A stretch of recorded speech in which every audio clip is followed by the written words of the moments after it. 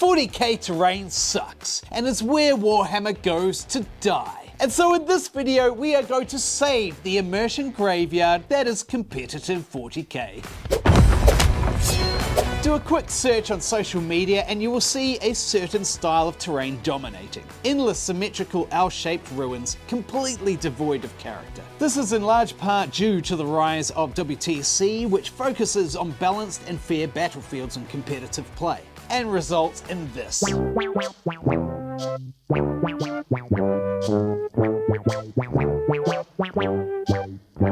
Now all of this could be fixed if Games Workshop would just rewrite the rules and make them actually fun and allow for immersive interaction with the battlefield. But we all know that's not going to happen. So buckle up as we take these flat abominations and make them glorious! In taking on this noble mission, we have 3 objectives. The dimensions of the ruins must comply with the strict WTC terrain rules, be easy to assemble and pack down, and most importantly, look awesome. Last year I made this crazy double-sided board with one of the sides covered in thousands of foam bricks, and I really want these ruins to match that aesthetic. But first things first, we're going to need some L shapes. So after a quick look online, I found some files that looked somewhat decent and had them cut.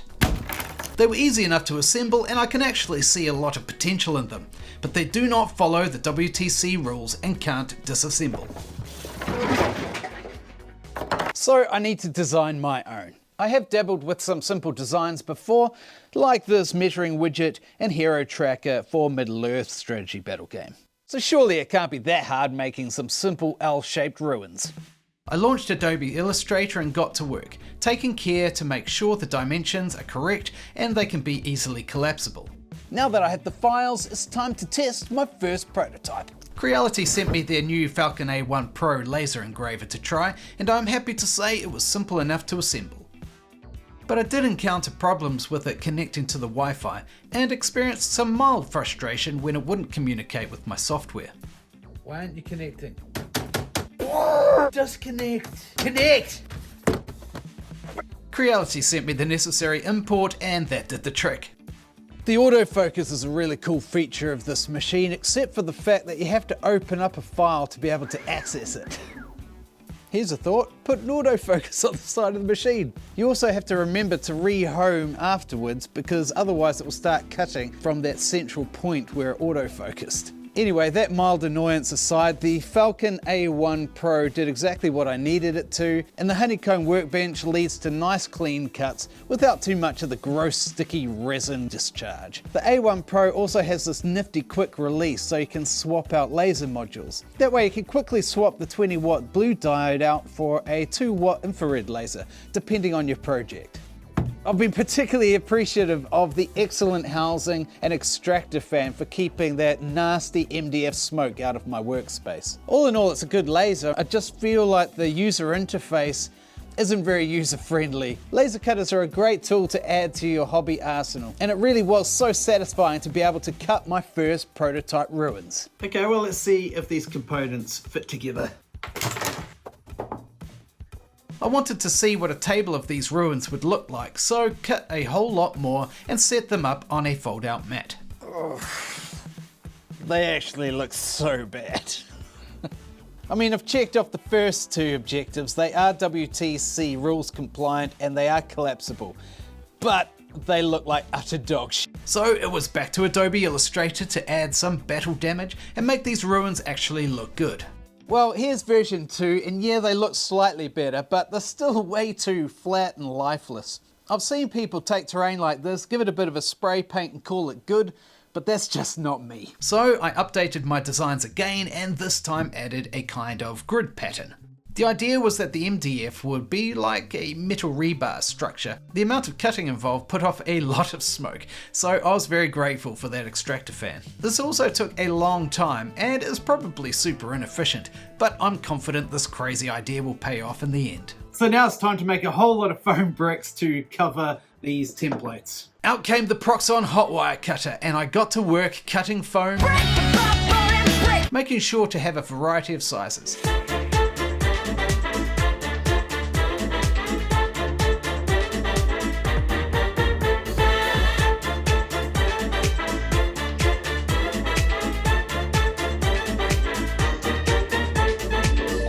Now that I have hundreds of these foam bricks all cut, it's time to texture them. Now last time I did this, I encountered some difficulties. Adding rocks to a bag of foam bricks is great for adding texture, but it is time consuming. And so I used a vacuum cleaner to separate them quickly, albeit with some issues.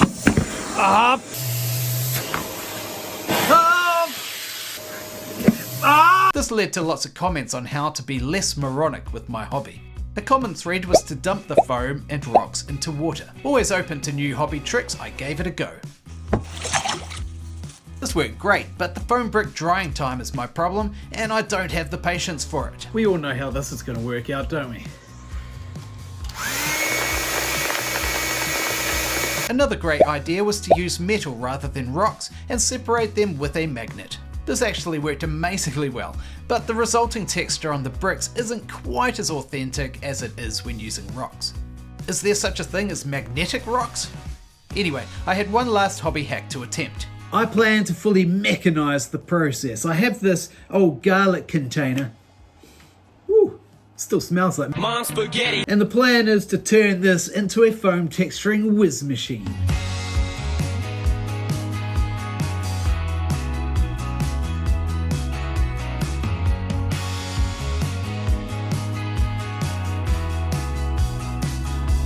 Okay, I think the epoxy glue has cured, so let's put it to the test. What could possibly go wrong? Oh. Okay, let's try that again. Rolling.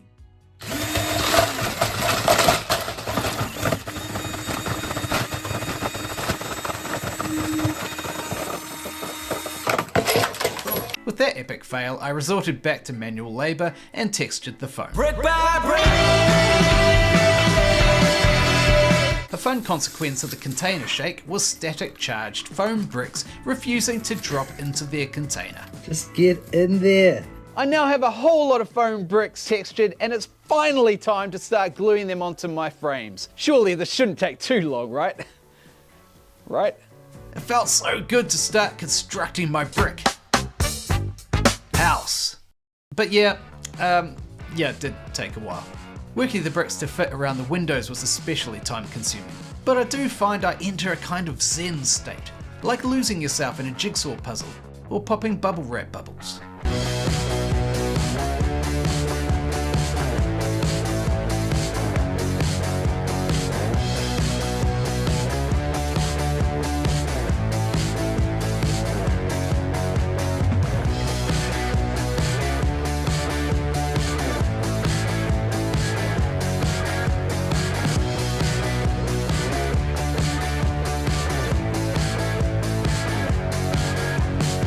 Okay, well that's all of the bricks glued in place, and I think they're looking really good. What I particularly like about them is the fact that I can simply break them apart for storage and transportation. And then I can just put them back together again. But now it's time to add some serious battle damage. I want to blast some holes through it, have some of the rebar poking through in places, and some of the bricks all crumbled and destroyed. But at the same time, I still want to be able to maintain that ability to pack it down nice and flat. So this is going to take some very careful and precise destruction.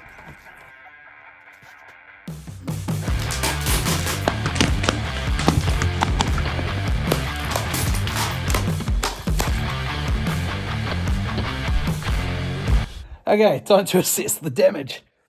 Look at that. This rock is literally embedded. That little stone is embedded in the wall. Check out the other side.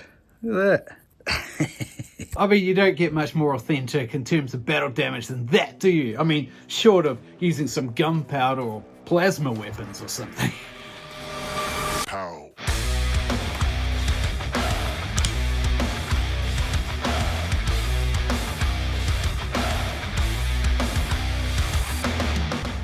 Well, when it comes to authenticity and realism, there's nothing quite like melting all those foam bricks you painstakingly textured and glued in place. And saying that, I think it actually does add some real interest to these things.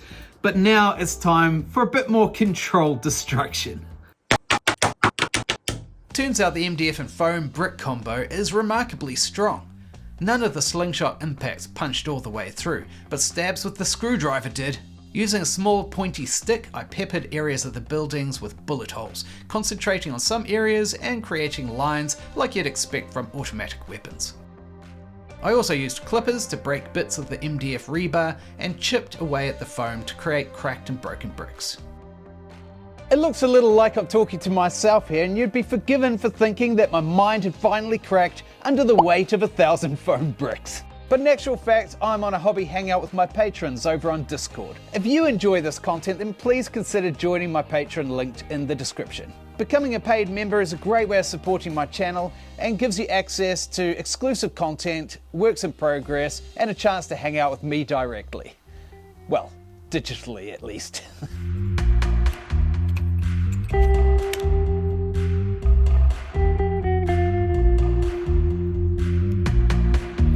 I'm really loving the way that these ruins are looking, except for the connection point, the corner there. I'm not going to be able to cope with that, so that needs to be addressed. So I attached a 5mm thick piece of XPS and used liquid nails to glue in place resin printed corner caps from Microforge Mini's slice and slot system. I had these ones left over from when I built my snowy fortress.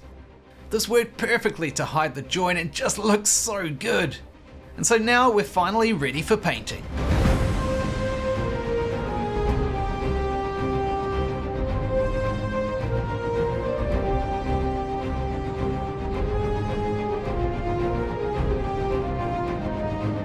I started with an all-over coat of Mod Podge mixed with dark grey house paint, thinned down with water so that it can seep in between all those bricks. Okay, so that's the priming done, and now it's time to really bring these things to life with a bit more colour and some tonal variation. Now, to do that, I really want to try and match the colour profile that I used for the double-sided board, the brick side that is, so I'll be using a lot of the same paint and using my airbrush to do it. Airbrushing is just so much fun. It really feels like waving a magic wand and watching your work come to life before your eyes. You can go a little nuts with the colours here and not really worry too much about ruining the look, because the dry brushing will tone everything down again and just tie everything in together.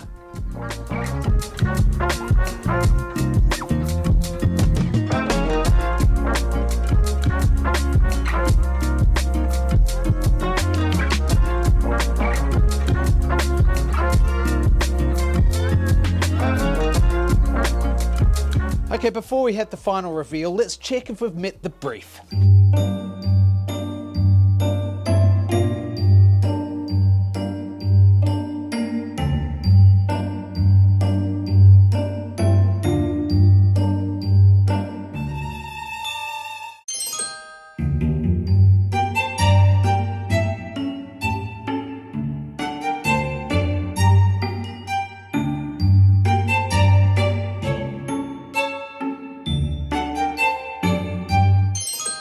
And finally, does it look good? Well, how about I get my double-sided board, set them up, and you can let me know in the comments.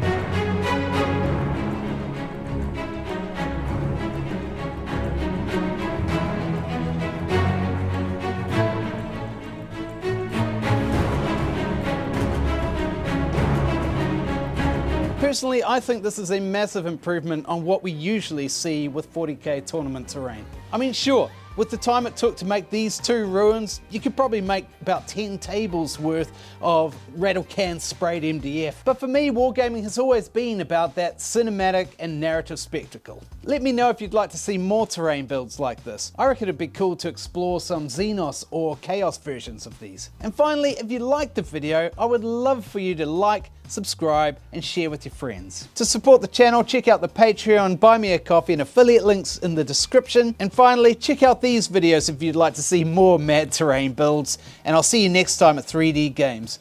Until then, good hobbying everyone.